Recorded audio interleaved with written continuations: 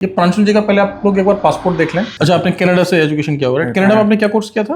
Hospitality management. और उसके बाद ये जेन्युइन क्लास डी वीजा लेकर जा रहे हैं। उस समय पर हमने सर का फाइल ड्रॉप कर दिया था, राइट? फीडबैक तो अच्छा था सर। मेनली यही है कि यूरोप के लिए तो प्रांशुल, आपको हमारे बारे में कैसे पता पड़ा था?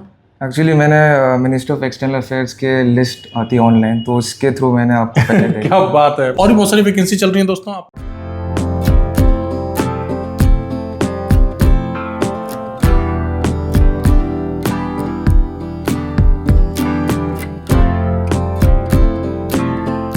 Hello friends, welcome back. मैं हूं आपका करियर कोच ललित भदौरिया। दोस्तों, हमारे साथ हैं हमारे भाई प्रांशुल जी।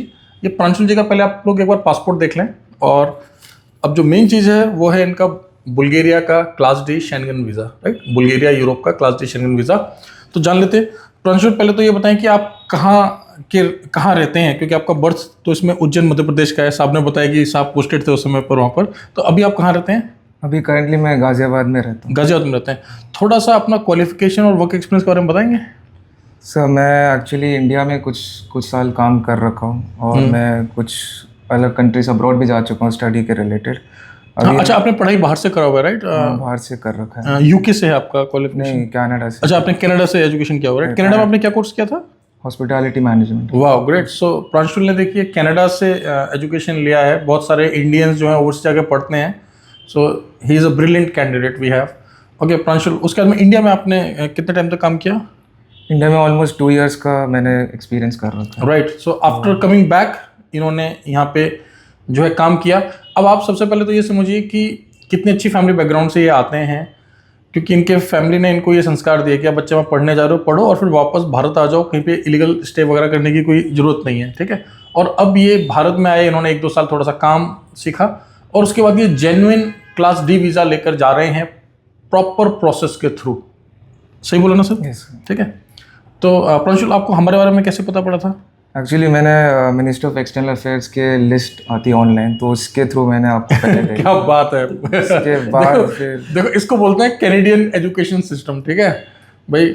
मैं लोगों को समझा के थक गया कि एजेंसीज के लाइसेंस चेक कर लो। भाई साहब ने तो हमारा जो है कंपनी का डेटा ही विदेश मंत्रालय की वेबसाइट से निकाला कि कौन कौन लाइसेंस एजेंट है। वेरी गुड, ठीक है?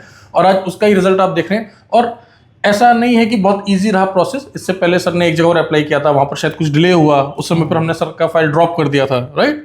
लेकिन सर का ट्रस्ट हमारे ऊपर था रेगुलर। तो जब भी कोई नई अपॉर्चुनिटी आती थी तो प्रांशुल के फादर साहब जो हैं ये हमेशा हमें कॉल करके बोलते थे कि ललित जी देखिए अगर यहाँ पर हो जाए। और क्योंकि अच्छा कोऑर्डिनेशन था हमारे बीच में, अच्छा ट्रस्ट था, तो जब भी कोई अपॉर्चुनिटी आई इन लोगों ने भी आगे बढ़ के उधर अप्लाई किया। और जो भी प्रोसेस के स्टेप्स होते हैं, आपको पता ही है, जब यूरोप का प्रोसेस होता है तो पीसीसी चाहिए होता है ना? कई बार जैसे इनको एम्बेसी जाना पड़ा, तो हर एक जगह पर ये खड़े रहे। पेमेंट्स भी इन्होंने टाइम पर किया। तो जब यह सब होता है तभी वीज़ा लगता है। दोनों ही पार्टीज का इक्वल कोऑपरेशन और कोऑर्डिनेशन चाहिए होता है, right sir? Yes sir. Pranshul, और आप क्या बोलना चाहेंगे कैंडिडेट्स को जो हमारे थ्रू विदेश जाना चाह रहे हैं? ओवरऑल आपका फीडबैक कैसा रहा? फीडबैक तो अच्छा था सर। मेनली यही है कि यूरोप के लिए आपको थोड़ा पेशेंस होना चाहिए, थोड़ा एग्जैक्टली गिव अप नहीं करना चाहिए, क्योंकि इसमें थोड़ा टाइम लगता ही है। राइट। सो सी, एंड ये बिल्कुल एक ऑनेस्ट फीडबैक है इनकी तरफ से भी और हमारी तरफ से भी।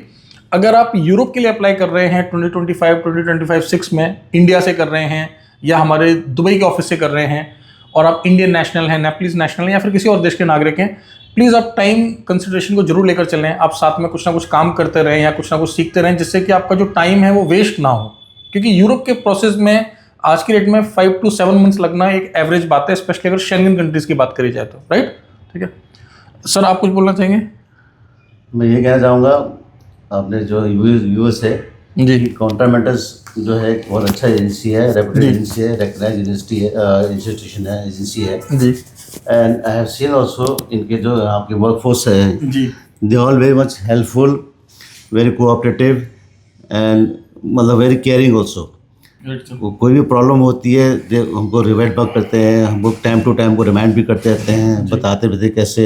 दे गाइड अस ऑल्सो भी, ये अच्छा रहेगा या वो अच्छा रहेगा, कहाँ जाना चाहिए कहाँ नहीं जाना चाहिए। तो ये और चीज़ ये आदमी को फिर ये जानने से ये होता है, फिर आदमी के माइंड में आ जाता है कि हाँ मुझे क्या करना चाहिए, तो उसको एक सेटअप हो जाता है दिमाग में। So this is very good thing that you people have lot of जो सिंग हेल्पफुल नेचर के यहाँ बहुत ही अच्छे हैं। तो मैं लोगों से रिकमेंड ये करूँगा कि एक बार कॉन्ट्रामेंट का जरूर ट्राई कीजिएगा, because you must have tried other agencies, but I think so contributors अगर आप आएंगे तो आपको दी बेस्ट लगेगा। राइट।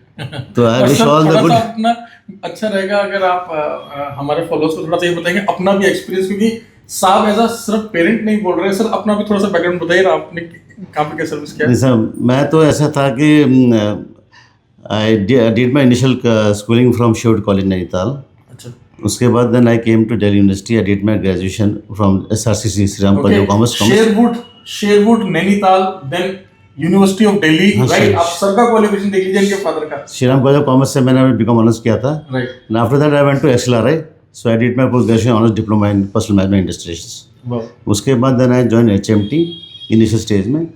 HMT के बाद then I switch over to GAIL India limited. Right. फिर गेल इंडिया में ही रहा मैं, वहीं से मैं रिटायर हुआ। I retire as a chief general manager HR। I in HR department, I was heading my HR department in Noida office. तो वहीं से मैं रिटायर हुआ इन द ईयर 2022। राइट। तो आई नो कि भी आदमी के साथ कैसे डील करना चाहिए, because as HR man I also know कि we used to care for our employees, we used to help them, support them. तो ये क्वालिटीज़ मैंने कॉन्ट्रीब्यूटर में भी देखी है। जी। So I would definitely recommend people कि they should at least try once contributors. Right. Thank you. ठीक है, अमेजिंग। मतलब देखिए एप्रिसिएशन हमें अपने से सीनियर एक्सपीरियंस HR साहब से मिला है, और जो कि लकीली हमारे कैंडिडेट के गार्जियन भी हैं, फादर भी हैं। तो इससे बेहतर मतलब हमारे लिए तो ये आप समझ लीजिए एक ट्रॉफी है सर का जो एप्रिसिएशन है। आप सबकी तरफ से मैं प्रांशुल को बहुत बहुत कॉन्ग्रेचुलेट करता हूँ। ठीक है, और भी बहुत सारी वैकेंसी चल रही हैं दोस्तों। आप लोग वर्किंग आवर्स में हमारे एडवाइजर्स को कॉल कर सकते हैं 10 AM to 6 PM। You can call on our UAE numbers, you can call on our Indian numbers. Thank you very much, all the best.